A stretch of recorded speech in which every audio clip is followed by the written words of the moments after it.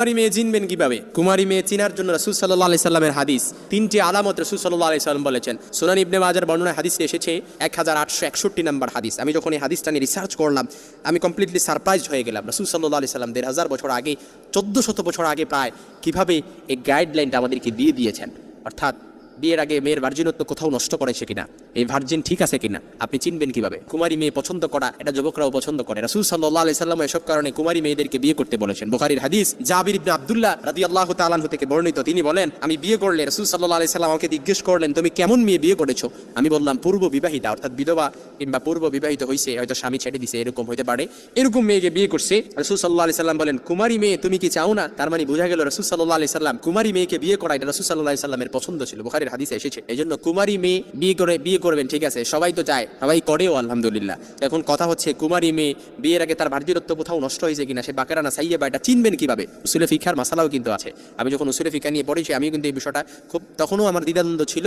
আলহামদুলিল্লাহ আমি যখন এই কয়েকদিন এই বিষয়টা নিয়ে রিসার্চ করলাম, আমি তখন দেখলাম যে কুমারী মেয়ে চিনার জন্য রাসূল সাল্লাল্লাহু আলাইহি সাল্লামের একটি হাদিস আমি পেয়ে গেলাম, যেখানে রাসূল বলেছেন, আলাইকুম বিল ইবকার ফাইন্নাহুন্না আযাবু আফওয়াহা ওয়া আনতাকু আরহামা ওয়া আরদা বিল ইয়াসির।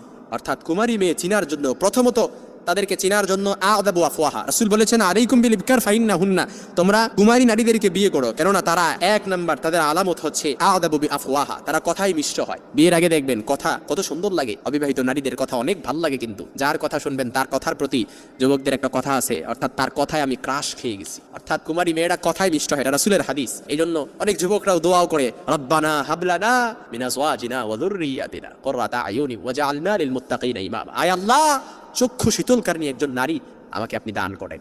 অনেকে আছে স্ত্রীর প্রতি সন্দেহ করে, অর্থাৎ সংসারটাকে অশান্তি করে ফেলে। সে এমন কোনো আলামত শুনছে যেগুলো কোনো ভিত্তিহীন, বিয়ের পরে দেখে এই আলামতগুলো অর্থাৎ নারীর মধ্যে আছে, সে মনে করে বিয়ের আগে হয়তো আমার বউ কোথাও ভার্জিনত্ব নষ্ট করছে। এরকম হয়তো অনেক যুবক মনে করে তার সংসারটাকে অশান্তি, অর্গরাজ্যে পরিণত করে ফেলে। এই জন্য কুমারী মেয়েরা, রাসূল বলেছেন, আদাবু আফওয়াহা, তারা কথাই মিষ্ট হয়। 2 নাম্বার, আনতাকু আরহামা, অর্থাৎ তারা সন্তান প্রসূ হয়। রাসূল সাল্লাল্লাহু আলাইহি সাল্লামের আরেকটি হাদিস আবু দাউদের বর্ণনা এসেছে, 2050 নম্বর হাদিসে আপনি পেয়ে যাবেন। রাসূল বলেছেন, রাসূল সাল্লাল্লাহু আলাইহি সাল্লাম বলেন, এমন নারীকে বিয়ে করো যে প্রেমময়ী এবং অধিক সন্তান প্রসবকারী, কেননা কিয়ামতের ময়দানে, in the day of judgement, কিয়ামতের ময়দানে অন্যান্য উম্মতের কাছে আমি আমার উম্মতের সংখ্যাধিক্যের নিয়ে গর্ব করব।